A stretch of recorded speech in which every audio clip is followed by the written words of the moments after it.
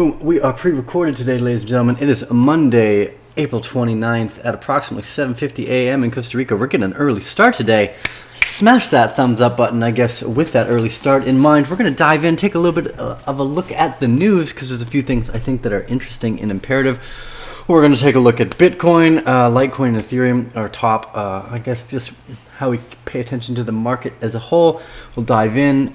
Again, like I said, we're doing live shows every Sunday. We're actually doing giveaways for those too, so make sure you tune in for our live shows on Sunday. Anyways, with that in mind, let's just dive right in. No sense in jumping around too much. Here we have Bitcoin on the 4-hour chart right now. This is actually, I think Bitcoin at this particular point, it's tested this $5,050, $5,100 area multiple times. Depending on where you're charting or which exchange, I guess this is slightly different. Obviously, as we saw on Bitfinex and Kraken, the liquidity issues with Tether is causing quite a stir. But again, this breakdown of that price, whether Tether was going to be hit or not, seemed likely. It was kind of... It seemed inevitable, I guess is what I'm saying. But this 50-50 line here has been hit a few times. This is where we're looking for most of our stability and support. We'll call it the support level. And this main one here, right by the 200-day moving averages, is right around $5,000 too. I do believe see, on the 4-hour chart, we have not been able to close above the 100-day exponential moving average. We've hit it a few times, and we actually see the 50 and the 100 about to cross, and we see some of the other EMAs actually crossing over in the last few hours as well. Not a great signal. Everyone's really bullish. I said yesterday I was sitting about 50-50. Maybe it'll teeter-totter. That's actually the biggest it had been. I've been bearish all the way up until the last few days. I actually still remain mostly bearish. Let's say 60-40 today. I'm jumping back and forth around 10% in either direction. Mostly because I don't think... Look, first off, let's take this as from a more serious standpoint. I don't know what the hell is going on in the S&P 500 or the US dollar for that matter. The S&P 500 has been pushing up and up against new all-time highs. Is on the 4-hour here, we actually see a candle wick into that high. If we zoom in here, boom, look at that candle wick all the way up through that high there. It just sliced it just a tad bit up to 2094. So we've actually already hit new all-time highs on the candle wicks of the 4-hour. If we scroll in on the 1-hour, there's still no volume above that. But the S&P 500 and the dollar are both looking strong. Even the dollar, again, we went over this yesterday, the dollar had done something we didn't expect it would do. It broke upwards. It broke outside of the massive area of resistance around the 97 point that it had, and it broke up to 98.05. This is just chaos to me. And this is actually this was one of the cases for a bullish Bitcoin, is that the chaos doesn't make any sense. Which means, in my mind, are they just printing Bitcoin, or are they just not Bitcoin? They can't do that. Luckily, that's what makes it so valuable. But are they just printing money and sending it off into the system? It's always been one of the confusing factors. And I said this yesterday. It's like, well, they didn't ask us to start the Federal Reserve. Why the hell would they have to ask us if they were going to turn the printing press back on, or even tell us? And this is just fascinating to see. I think more than anything, what I learned to do over the last little while and over the last bunch of years is not get bent up on thinking that I'm the victim in the rigged market. So for instance, I used to be a big gold and silver bug. I've owned gold and silver for many years. I still own gold and silver. Actually, this is one of my favorite pieces. But the point of what I'm trying to get across here is, I remember when I first started doing it, be like, oh yeah, the system, they're manipulating us, and it's, of course, gold's not higher because they're manipulating it lower. It's like, well, if you realize that, why the fuck would you play in the gold space? Unless you know that they're manipulating into the advantage that you'd like. So if they're manipulating it lower, short it. You don't want to fight the waves, right? And this is essentially what I'm trying to say. There are many people that try to do it, oh my God, the Illuminati, or there's bad guys everywhere, and there is. It's always been the case. There's always incompetence and aggressive corruption in hierarchies, but that's not the point. The point of it is to try to win in your area and your niche, and that's what we want to do here, is ride the waves so we can build what we're interested in. We're not interested in destroying the governments or destroying the banks. They'll do that all by themselves. We don't have to do anything for it. But in the meantime, when you see ridiculous things, like the US dollar jetting up to 98.05 here, where it just makes you think, okay, well, what's going on? So now we see everything is in the red in the crypto space, right? And that was to be expected. We had postulated many times that people, A, weren't going to run to a speculative asset like Bitcoin in the event of the stock market crashing. The dollar crashing would have been more beneficial to Bitcoin, but now they're both up. It just doesn't make any sense. So we're at a high in the dollar in what? The highest it's been in, let's go from here, pretty much almost 811 days. So just a little bit over 2.5 years.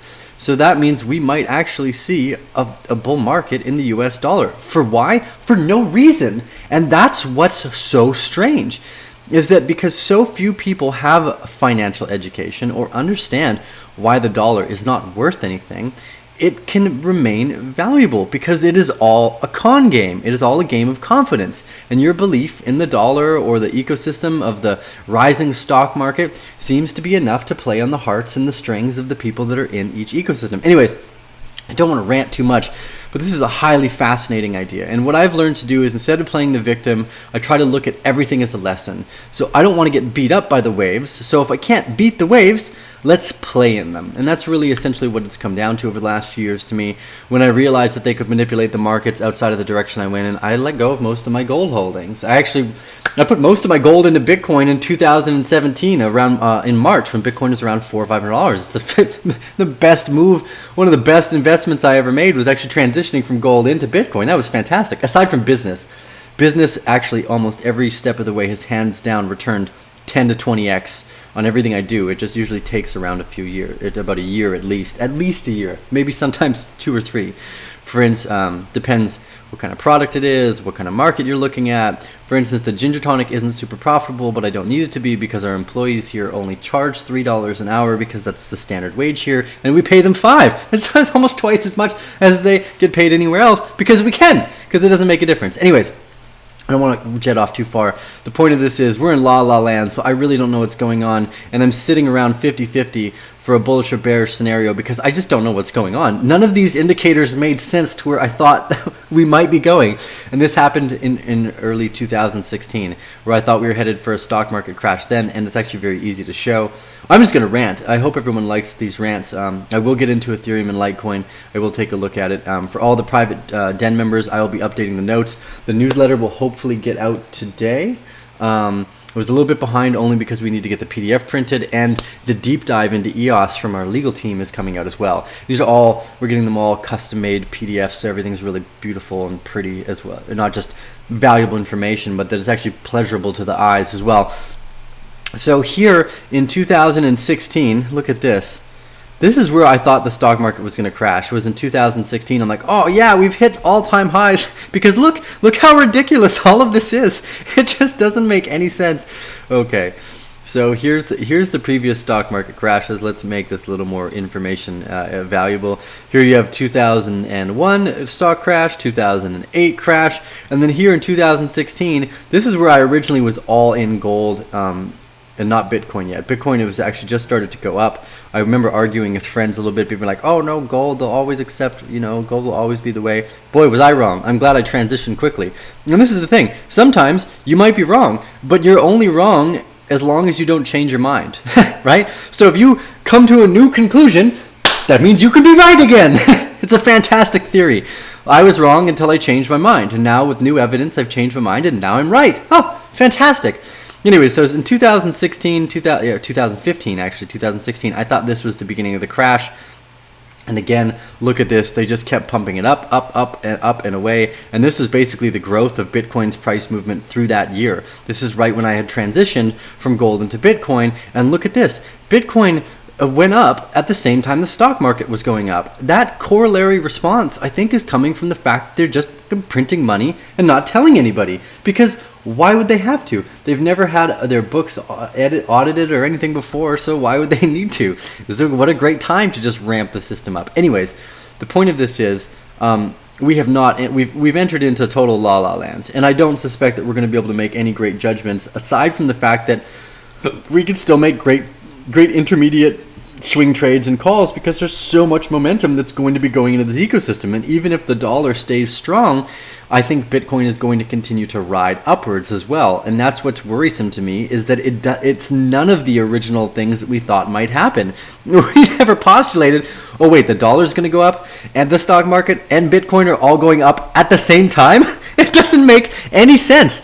Anyways, welcome to the world of La La Land, ladies and gentlemen. This is Tiho. It's a pleasure to be here with you. I'm looking forward to all the pink candy marmalade skies that we get to digest together over the next few years, because as far as I can tell, they're going to continue to push us into what a lady Lucy in the sky with diamonds type hallucinations. And that's where we are now.